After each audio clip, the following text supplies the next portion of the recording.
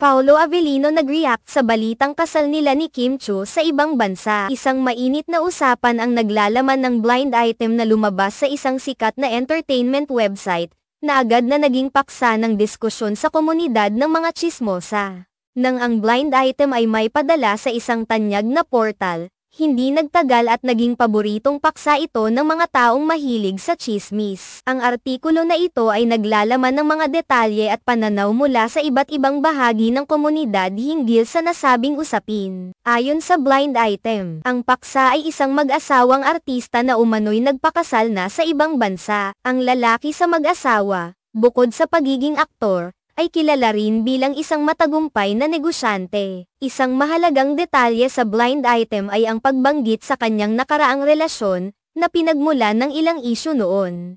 Subalit, ang kasalukuyang sitwasyon ay nagpapakita na siya ay mas mature na at tila mas handa na sa kanyang bagong yugto ng buhay.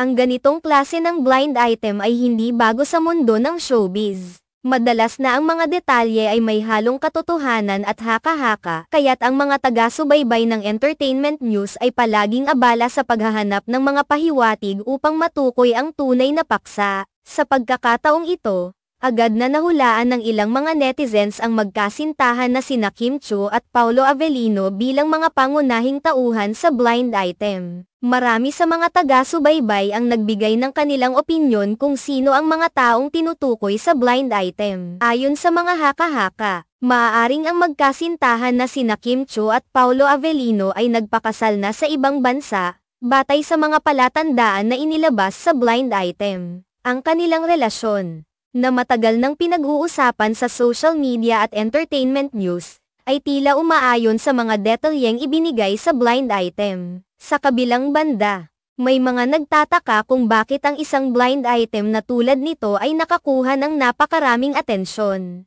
Ang katotohanan na ang isang artista ay maaaring magpakasal ng tahimik sa ibang bansa ay nagbibigay ng dagdag na intrigue sa publiko. Ang mga artista, lalo na ang mga sikat na tulad ni Kim Chiu at Paolo Avellino, ay laging nasa ilalim ng limelight, kaya't anumang balita ukol sa kanilang personal na buhay ay mabilis na kumakalat at nagiging paksa ng masusing pag-uusap. Ang mga tagahanga at netizens ay hindi mapigilan ang kanilang curiosity at excitement kapag lumabas ang mga ganitong balita.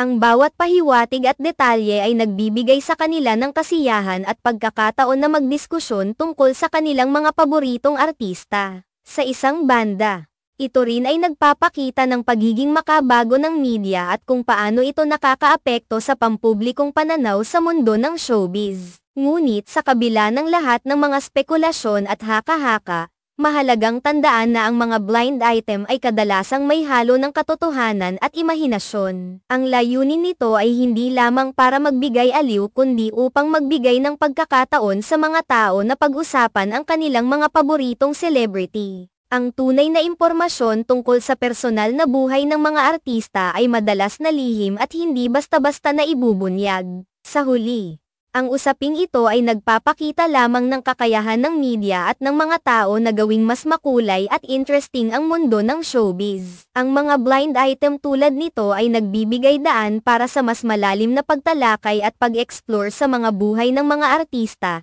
kahit na ang tunay na impormasyon ay maaaring mahirap makuha. Kaya't habang patuloy ang pag-usbong ng mga bagong blind item at tsismis, ang mga tagahanga at netizens ay patuloy na magmamasid at magbibigay ng kanilang mga opinyon. Ang ganitong klase ng mga balita ay nagbibigay sa kanila ng pagkakataon na maging bahagi ng mundo ng showbiz, kahit na sa maliit na paraan.